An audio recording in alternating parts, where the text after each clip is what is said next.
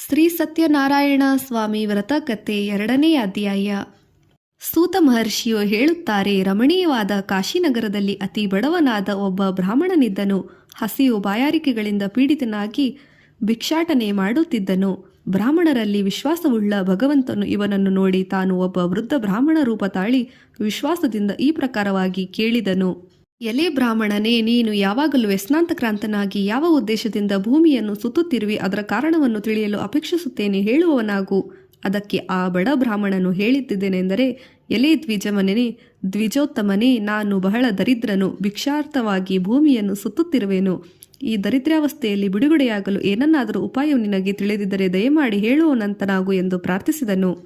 ಆಗ ವೃದ್ಧ ಬ್ರಾಹ್ಮಣನು, ಎಲೆ ಬ್ರಾಹ್ಮಣನೇ, ಸತ್ಯನಾರಾಯಣವೆಂಬ ನಾಮಧೇಯವನ್ನುಳ್ಳ ಶ್ರೀ ಮಹಾವಿಷ್ಣು ಸಕಲ ಮನೋವೃತ್ತವನ್ನು ಕರುಣಿಸುವವನಾಗಿದ್ದಾನೆ.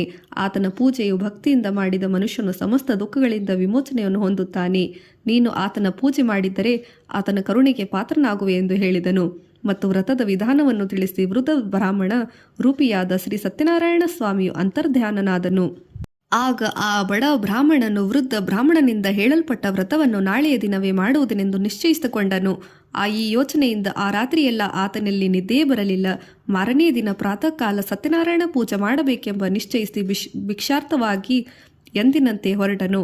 ಆ ದಿನ ಆತನಿಗೆ ಬಹಳವಾದ ಹಣ ದೊರೆಯಿತು. ಆತನು ಆ ಹಣದಿಂದ ಪೂಜಾ ದ್ರವ್ಯಗಳನ್ನು ಸಂಗ್ರಹಿಸಿಕೊಂಡು ತನ್ನ ಬಂಧು ಬಾಂಧವರ ಸಹಿತ ಸತ್ಯನಾರಾಯಣ ಪೂಜೆಯನ್ನು ಮಾಡುವಂತನಾದನು. ಬಡ ಬ್ರಾಹ್ಮಣ ಶ್ರದ್ಧಾಭಕ್ತಿಯಿಂದ ಶ್ರೀ ಸತ್ಯನಾರಾಯಣ ವ್ರತವನ್ನು ಮಾಡಿದನು. ಈ ವ್ರತಾಚರಣೆಯಿಂದ ಕಾಲಕ್ರಮೇಣ ಆತನ ದುಃಖವು ಕಳೆದು ಅನುಕೂಲವಂತನಾದನು. ಪ್ರತಿ ತಿಂಗಳು ಈ ವ್ರತವನ್ನು ಮಾಡುತ್ತಾ ಬಂದನು. ಈ ಪ್ರಕಾರವಾಗಿ ಮಾಡುತ್ತಾ ಬಂದ ವ್ರತ ಮಹಿಮೆಯಿಂದ ಸಮಸ್ತ ಪಾಪಗಳಿಂದಲೂ ವಿಮುಕ್ತನಾಗಿ ಕಷ್ಟಸಾಧ್ಯವಾದ ಮೋಕ್ಷವನ್ನು ಹೊಂದಿದನು.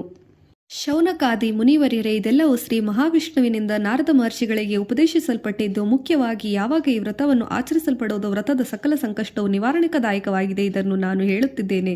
ಇನ್ನೇನು ಹೇಳಬೇಕು ಎಂದು ಕೇಳಲು, ಎಲೆ ಸೂತ ಮಹರ್ಷಿಯೇ, ಆ ಬ್ರಾಹ್ಮಣನಿಂದ ತಿಳಿದುಕೊಂಡ ಮತ್ತೇನಾದರೂ ಈ ವ್ರತದ ಆಚರಿಸಲ್ಪಟ್ಟ ಇವೆಲ್ಲವನ್ನು ತಿಳಿದು ಅಪೇಕ್ಷಿಸುತ್ತೇನೆ.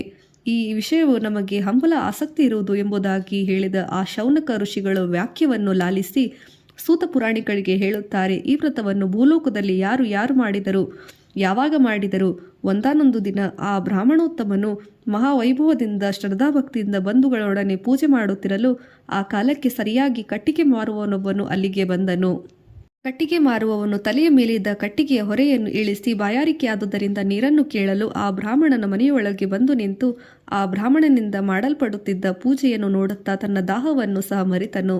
ಆನಂತರ ಆ ಬ್ರಾಹ್ಮಣನಿಗೆ ಸಾಷ್ಟಾಂಗ ನಮಸ್ಕಾರ ಮಾಡಿ, ಸ್ವಾಮಿ, ನೀವು ಮಾಡುತ್ತಿರುವುದು ಇದನ್ನು ಏನು? ಈ ವ್ರತವನ್ನು ಮಾಡುವುದರಿಂದ ಪ್ರಯೋಜನವನ್ನು ದಯವಿಟ್ಟು ಹೇಳಬೇಕು ಎಂದು ಕೇಳಿಕೊಂಡನು. ಆ ಬ್ರಾಹ್ಮಣನು, ಇದು ಸಮಸ್ತ ಇಷ್ಟಾರ್ಥಗಳನ್ನು ಕರುಣಿಸುವ ಶ್ರೀ ಸತ್ಯನಾರಾಯಣ ವ್ರತ ಎಂದು ಹೇಳಿದನು. ನನಗೆ ಪ್ರಾಪ್ತವಾಗಿರುವ ಧನ ಧಾನ್ಯ ಸಂಪತ್ತು ಈ ವ್ರತದ ಪ್ರಭಾವದಿಂದಾಗಲೇ ಎಂದು ಹೇಳಿದನು.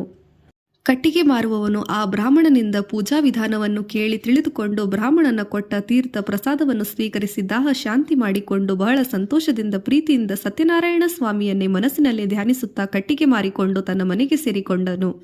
ಮಾರನೆಯ ದಿನ ಬೆಳಿಗ್ಗೆ ಎದ್ದು ಕಟ್ಟಿಗೆ ಮಾರುವವನು, ಈ ದಿನ ಕಟ್ಟಿಗೆಯನ್ನು ಮಾರಿ ಬರುವ ಹಣದಿಂದ ನಾನು ಸತ್ಯನಾರಾಯಣ ವ್ರತವನ್ನು ಮಾಡುವೆನು ಎಂದು ಅತಿ ಭಕ್ತಿಯಿಂದ ಮನದಲ್ಲಿ ನಿಶ್ಚಯಿಸಿಕೊಂಡು ಕಟ್ಟಿಗೆ ಹೊರೆಯನ್ನು ಹೊತ್ತು ಸ್ವಾಮಿಯನ್ನು ಮನದಲ್ಲಿ ಧ್ಯಾನಿಸುತ್ತಾ ಪಟ್ಟಣದಲ್ಲಿ ಧನಿಕರಿಂದ ಬೀದಿಗೆ ಹೋದನು.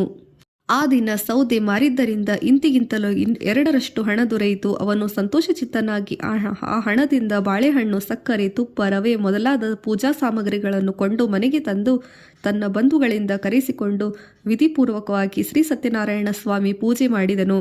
ಆ ಪೂಜಾ ಫಲದಿಂದ ಎಲ್ಲ ಸುಖವನ್ನು ಅನುಭವಿಸಿ ಕೊನೆಯಲ್ಲಿ ಸತ್ಯಲೋಕವನ್ನು ಸೇರಿದನು ಎಂಬಲಿಗೆ ಕಟ್ಟಿಗೆ ಮಾರುವವನು ಸ್ಕಾಂದ ಪುರಾಣದ ರೇವಾಖಂಡದಲ್ಲಿ ಶ್ರೀ ವಿಷ್ಣು ನಾರದ ಸಂವಾದ ರೂಪವಾದ ಶ್ರೀ ಸತ್ಯನಾರಾಯಣ ವ್ರತಕಥೆ 2ನೇ ಅಧ್ಯಾಯ ಸಮಾಪ್ತಿ.